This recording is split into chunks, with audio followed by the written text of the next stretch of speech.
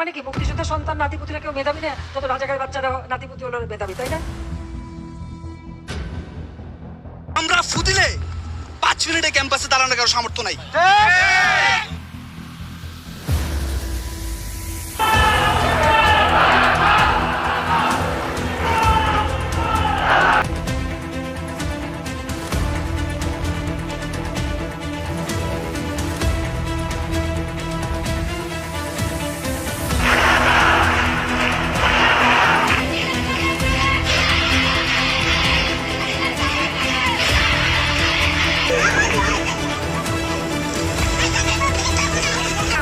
আমাদের হাতে যদি অস্ত্র ওঠে আপনারা কি বাঁচবে?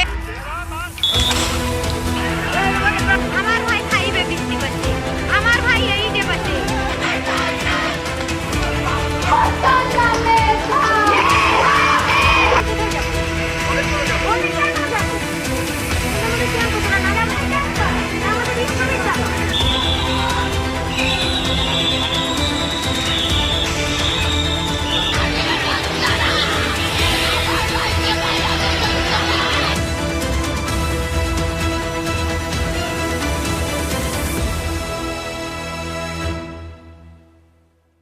আমি তো তাদের রাজাকার বলিনি, তারা নিজেরাই স্লোগান দিয়ে নিজেদেরকে রাজাকার হিসেবে পরিচিত করলো সকলের কাছে।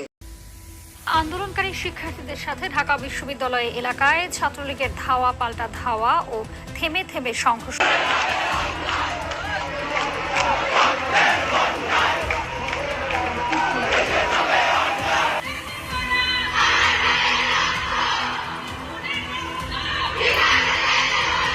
চব্বিশ ঘন্টার আলটিমেটাম, এখানে আলটিমেটাম, ওখানে আলটিমেটাম দেওয়া শুরু হলো। এটা কোন ধরনের কথা? এখন পর্যন্ত বাবাকে বলে আসছি, আজকে যদি মরে যায় আমার রাষ্ট্র যেন রাস্তা থেকে কেউ না তুলে। আমার ছাত্র দল যখন বিজয় উল্লাস নিয়ে বের হবে, আমাকেও তখন যদি বিজয় ঘোষণা করে আমার লাশ দিন তারা দাফন করে। লাগে না ভাই? ছেলেমেয়েগুলো দিকে তাকান তো, কোনোভাবে লজ্জা লাগে না? খাইতে পায় যাতে মাইন না খাই, বুকে পিঠে ধাক্কা না খাই, বুঝেন এগুলা? এই ছিল আমাদের 9 দফা দাবি।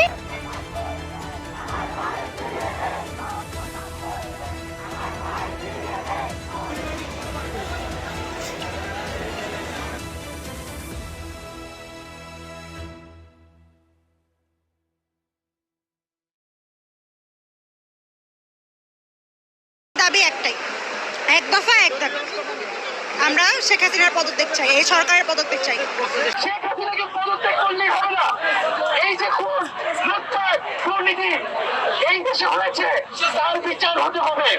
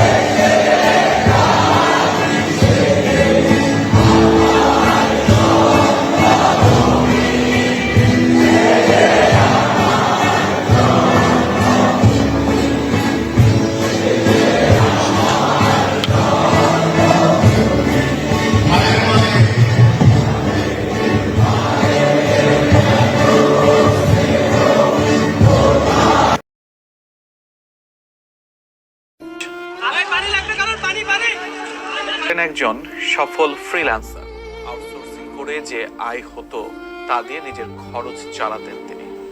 কিন্তু হঠাৎই নেমে এলো অন্ধকার, স্বপ্নগুলো সব দুঃস্বপ্নে পরিণত হলো। আন্দোলন চলাকালে তিনি শিক্ষার্থীদের পানি ও বিস্কুট খাওয়াচ্ছিলেন, আর সে সময় মাথায় গুলিবিদ্ধ হয়ে মারা যান তিনি। গুলিটি 11 বছরের সামিরের চোখ দিয়ে মাথার খুলি বেদ করে বেরিয়ে যায়। সঙ্গে ছিল তার চাচা মশিউর রহমান, তার কাঁধেও লাগে সেই বুলেটটি। 11 সেপ্টেম্বর সৈকতের 20তম জন্মদিন, তবে 19 বছরেই থেকে গেলেন সে।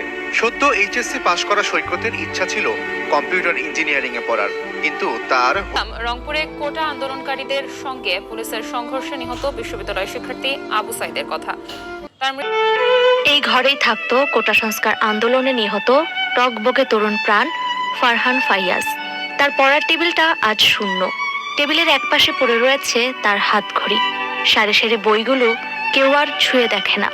ঘর জুড়ে এক বিশাল শূন্যতা জানান দিচ্ছে ফাইয়াজ নেই।